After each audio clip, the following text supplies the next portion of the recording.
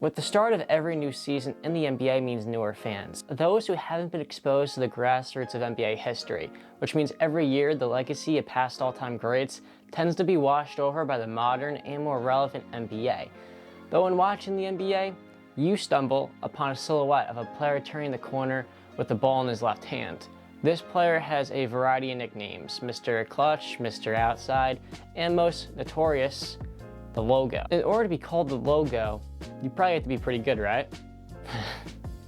The Logo is easily one of the greatest players of all time.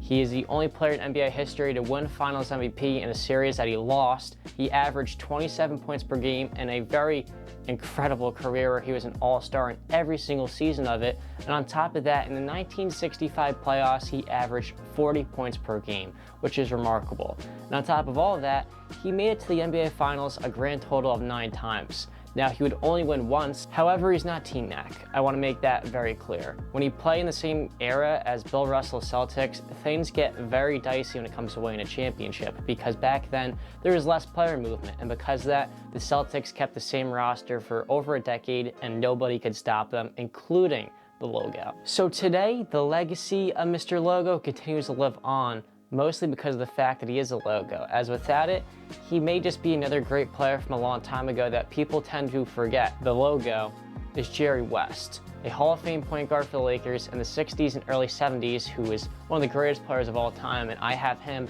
inside my top 20. So when I was researching to make this video, I didn't really realize that the NBA doesn't give Jerry credit for being the Logo, because if they did, they would owe him a ton of guap. Now, luckily for the NBA, Jerry could care less about the money. As a matter of fact, Jerry doesn't even want to be the Logo. Yeah, I'm not kidding. He doesn't want to be the Logo of the National Basketball Association. He came out and said he would love for the Logo to be Michael Jordan, and on top of that, a few years ago, when he was talking to Rachel Nichols, he went even deeper into that, saying, "Now, I hate to say that it's not a Laker, but I think Michael Jordan deserves to be on the Logo." Now, I'm a harsh judge of talent in the sense that I admire players that are really good defensive players and really good offensive players.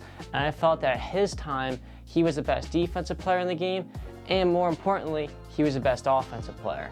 And he made his teams win. So with that being said, if Jerry didn't want to be the Logo, how did he become the Logo? Now, in 1969, there are 2 major basketball leagues that both represented the sport. The first was the NBA, and the second was the ABA, which is short for the American Basketball Association. That featured a plethora of stars, including Rick Barry, Julius Erving, and Artis Gilmore. And the competitive spirit between the 2 leagues was at an all-time high during this time. And since basketball was third to baseball and the up-and-coming NFL at the time, the average American after a long day of work did not have the time to watch both leagues on top of the 2 other sports. So one of these 2 leagues was going to rise while the other was going to fall down the basement stairs. And the NBA was completely aware of this. So in order to prevent them from falling down the basement stairs, they started to play around with league branding. And while doing this, they realized that they needed a league logo that would really separate them from the ABA. So the first part of this process of making the best logo was bringing aboard Alan Siegel, a well-established founder and CEO of multiple brand identity consultancies.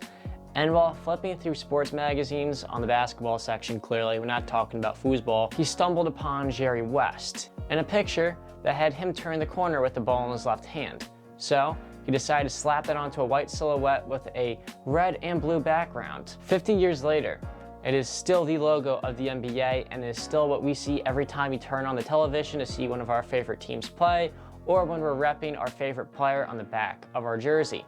So people started to get captivated by the NBA's brand, and they started to go deeper and deeper into making the league more unique, and it started to separate itself more and more from the ABA, which was struggling to keep up. Not long after, the ABA would eventually merge into the NBA and add their 4 best teams into the league as expansion teams. Spoiler alert, I'm going to be making a video later in the week talking about the ABA's fall from grace, but now back to the actual logo. Not only did Jerry West become the logo, but he became the face of the NBA. And while the 70s didn't have too many stars who were faces of the NBA, but when the 80s came around and Magic Johnson and Larry Bird both came about, the NBA finally found itself 2 stars to be the faces of their league, and the forefront of that was their league logo with Jerry West. So now 50 years later, here we are, and I'm here telling you the story of how Jerry West became the logo.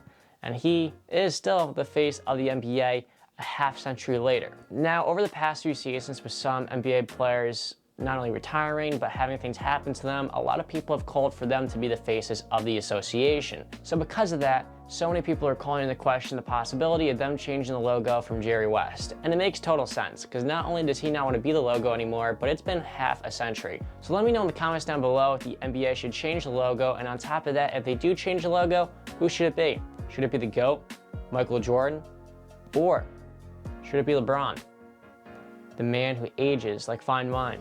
Or possibly, like I mentioned, Larry and Magic, the two guys who saved the NBA, or the late great Kobe Bryant, who showed not only basketball fans, but fans across the world what a desire to be great can possibly achieve. Or should it be John Tortorelli? Either way, let me know in the comments down below. I do appreciate some of the support I've been getting on my channel, and I hope it continues. But as always, until next time. So, peace, and why should I change my outro to? What should I change it to? Drop the beat.